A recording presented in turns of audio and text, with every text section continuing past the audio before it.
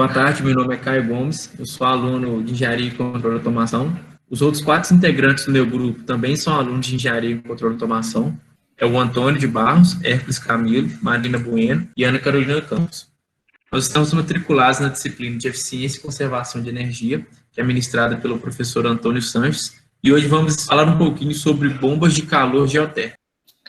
Então, boa tarde. Contextualizando um pouco o assunto, sabemos que o apetite por energia elétrica nunca parou de crescer por ser estimulado por produção e consumo.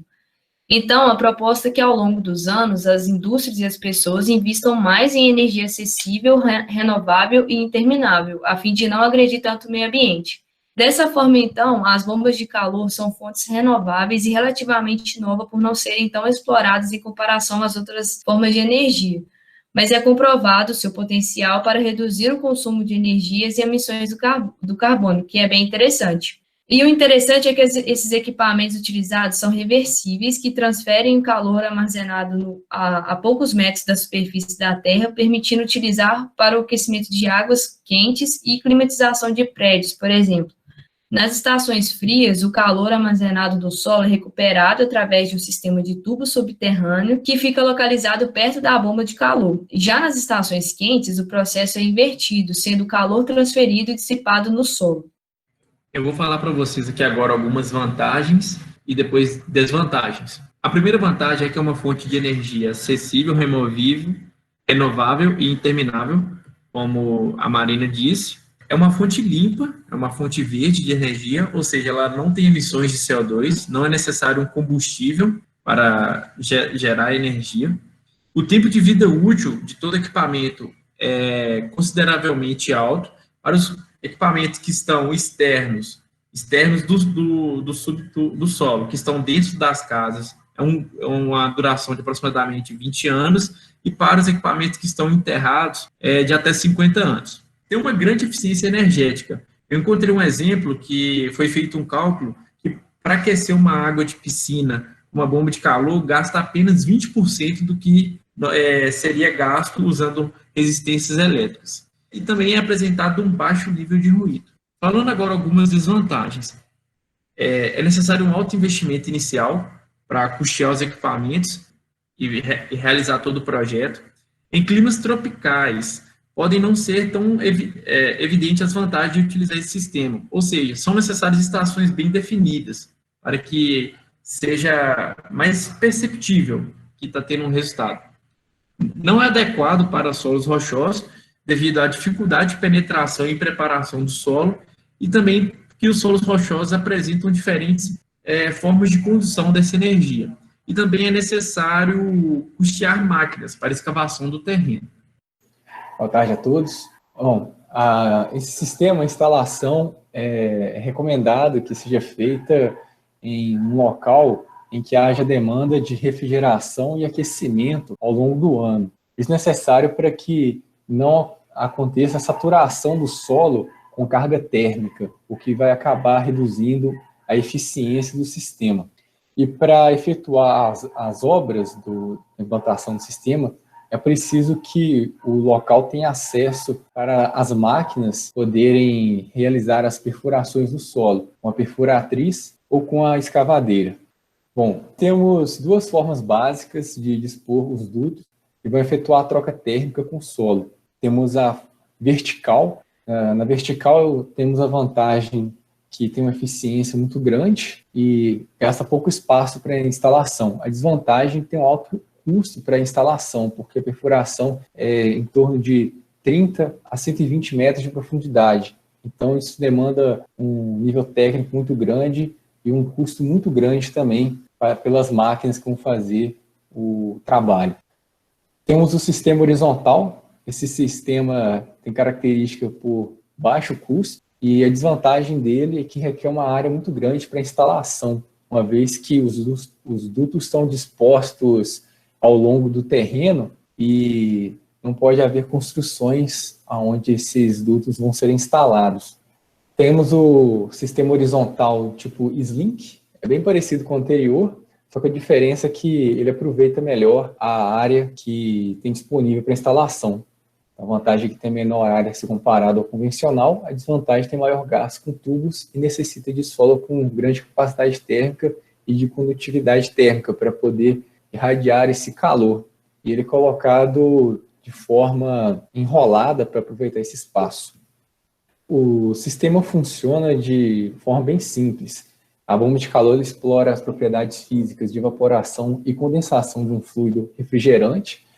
O líquido utilizado para fazer a troca térmica com o solo geralmente é água com aditivo anticongelante. Ela pega o calor que está armazenado no solo e manda para o evaporador, onde tem um refrigerante que evapora. Depois ele vai para um compressor, esse compressor comprime o gás, aumentando a temperatura e pressão simultaneamente, e é conduzido ao condensador, onde a energia térmica desse gás vai ser passado para o sistema que faz o controle de temperatura da residência, que é um sistema que não entra em contato com o fluido refrigerante, fisicamente falando.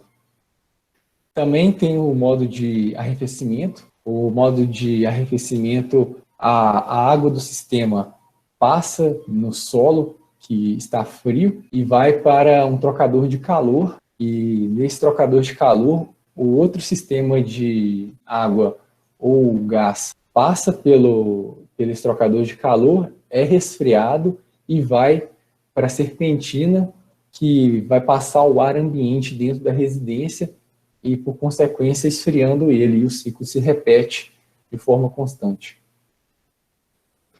Olá, boa tarde. Agora eu vou falar de algumas aplicações das bombas geotérmicas, e um projeto bem legal que eu encontrei na Europa é o projeto ReGeoCities. Esse projeto ele visa regular e simplificar os processos de uso de energia geotérmica na Europa e também fomentar o uso de energia geotérmica rasa, que é justamente essa energia utilizada nas bombas de calor.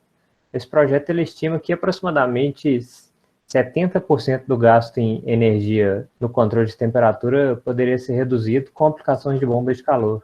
Esse projeto, apesar dele não ser um projeto de instalação, ele estima algumas características que devem existir em um projeto de instalação na Europa para garantir que ele seja acessível e possível de instalação e atingir esses objetivos de diminuição de gasto energético. Então, ele deve ser adaptável para ser possível ser instalado em grandes cidades, escalável para poder ser usável em grandes cidades, grandes centros e também em pequenas regiões, como áreas rurais. Tem que ser inteligente para o usuário final poder ter o controle da temperatura eficiente, porque em algumas regiões o espaço, como na Europa já é conhecido, o espaço é limitado e essa energia geotérmica ela demanda muito espaço. Tem que ser competitivo para garantir que seja vantajoso para os usuários finais utilizarem. Aqui a gente tem exemplo de dois prédios modelos, já na Europa mesmo. Esse Observatório Europeu e a Green Lighthouse, ambos fazem uso de bombas de calor para controle de temperatura. E a Green Lighthouse, inclusive, ela faz uso de energia solar para alimentar essas bombas de calor, garantindo assim uma emissão zero de carbono. E aqui a gente tem um exemplo de uma arena de hóquei, um centro de recreação no Canadá. Então, ele faz uso de bombas geotérmicas, tanto para o controle de temperatura na arena de hóquei, que deve ser extremamente gelado, como em áreas de recreação, que devem manter uma temperatura mais agradável. A gente pode ver algumas imagens da bomba de calor e da instalação de canos para essas bombas. E pelo custo de instalação, apesar de ser mais caro, ele é pago em 2 anos, com custo anual de energia e manutenção. Bom, boa tarde, gente. Devido a diversos fatores relacionados à crosta terrestre, cada região ela apresenta um fluxo de calor diferente. Aqui neste gráfico, nós podemos ver o fluxo de calor, né, divisão de fluxo de calor para cada região, e de acordo com a classificação por temperatura, a gente pode ver que o Brasil ele se concentra ali basicamente em temperatura baixa e algumas regiões em temperatura intermediária. Bom, a gente tem a parte central, Tapaceto, Paraná, situado no sul e no sudeste do Brasil, que é um potencial para exploração em grande escala de águas de baixa temperatura térmica, geotérmica. Então, é uma região de interesse. A gente tem cursos relacionados, excelente opção quando usados em prédios e edifícios, com largas necessidades de climatização e água quente. Esse equipamento de pompa de calor geotérmico, ele é excelentemente usado, né, para ser usado em prédios e edifícios, porque são instalações grandes que vão fazer uso, vão ter demanda das propriedades, da função que essa bomba ela deve realizar. Não é muito recomendável para instalações pequenas, como residências, casas, enfim, porque muitas vezes outros métodos mais econômicos e eficientes também, ele às vezes vão realizar o que você precisa, o que você precisava com essa bomba, eles vão conseguir realizar de forma mais econômica financeiramente. A ausência de demanda significativa para a carga de aquecimento, que conforme o Hércules disse, no Brasil a carga mais exigida, mais usada é a carga de refrigeração, e tem aí um baixo requerimento de carga de aquecimento, o que é um ponto negativo aqui no Brasil para o uso dessas bombas, e os custos de investimentos, eles se resumem no custo de compra, no custo de instalação, no custo do circuito enterrado e das escavações para instalar esse circuito. Aí que a gente tem alguns valores referentes a essas etapas que a gente faz, que aí no caso aqui são valores hipotéticos, que a gente fez mais ou menos uma relação avaliando esses valores, tendo como referência esses valores internacionalmente, né, em outros países, e aí a gente vê que a compra, a instalação e as escavações, principalmente a escavação em circuito vertical, elas são extremamente caras, são etapas extremamente caras.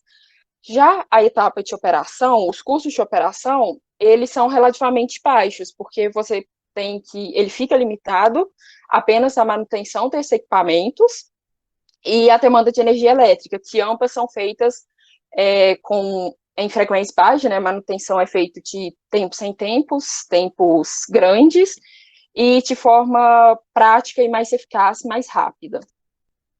Aí aqui a gente tem algumas empresas brasileiras no ramo que, pelos dados obtidos, o Brasil até 2017, ele não possuía fornecedores nacionais que disponibilizassem a compra de kits geotérmicos completos, ou seja, se você quisesse fazer a instalação de um kit desse na sua casa, você tinha que comprar as peças separadamente, seja internacionalmente ou algumas peças que possuem aqui no Brasil.